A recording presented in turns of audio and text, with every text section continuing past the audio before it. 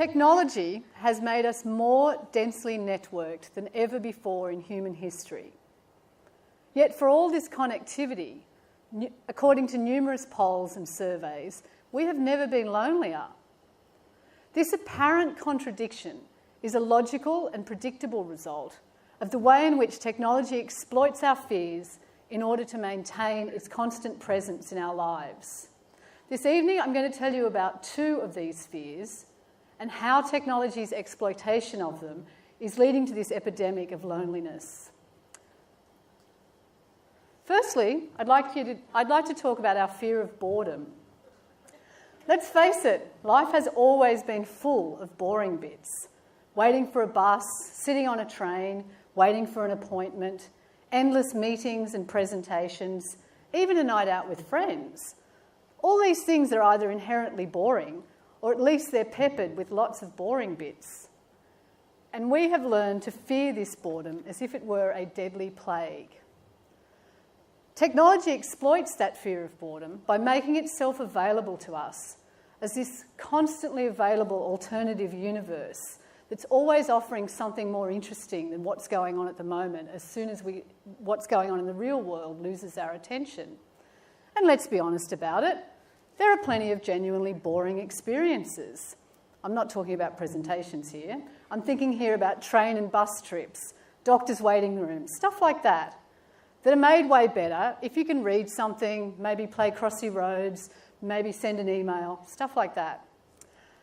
However, I believe something dangerous has started to creep in when we let it become acceptable to use our phones in that same way in social settings. We've all seen it happen on nights out with friends, where everyone is constantly using their phones for one reason or another, dipping in and out of the conversation as their interest waxes and wanes. Where's the harm, I hear you say? Surely boredom is an objectively negative experience to be avoided. Well, here's the thing. Sometimes a little bit of boredom in social settings is just something you have to suck up if you want to benefit from the greater good of having satisfying and connected conversations with your friends. Studies have shown that the mere presence of a mobile phone on the table in a social setting has the effect of fragmenting the conversation and keeping it light and superficial. It makes sense, yeah? If you're feeling the pressure to remain interesting and competing with a smartphone, you're bound to feel a little bit more guarded. It's harder to voice something you might not be 100% clear about yourself. It's hard to maybe fumble over some words and say something everyone might not agree with. So you keep it simple, you keep it light. But as a result, you walk away from that night feeling a little bit less listened to, a little bit less understood, a little bit less rewarded by your friendships. Technology has exploited your fear of boredom and made you feel more disconnected and more lonely.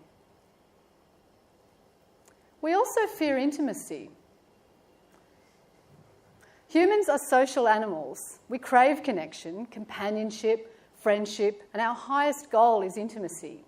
That sense of feeling you understand another person and are understood by them in return. But this highest level, this intimacy, while we're drawn to it, it also scares the hell out of us.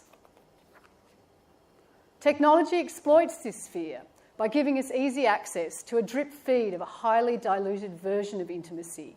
Let's call that connection, but without exposing us to the demands and messiness of the real thing. However, it never seems like enough, and that's why we're in a constant state of wanting more and more of the drip feed. Take, for example, the situation where our cat dies. Hopefully not something that happens every day, but let's face it, it does happen. We feel sad. It's too much to bear on our own. We feel the need to reach out and connect with others over it.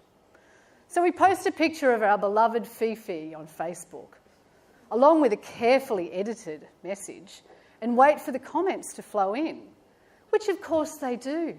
Poor old Fifi gets 54 comments, 106 likes. We feel a vague sense of satisfaction. But how do we really feel? Do we really feel more connected to all those people who commented and reacted? Do we really feel that they care for us in our grief? Do we think they cared for Fifi?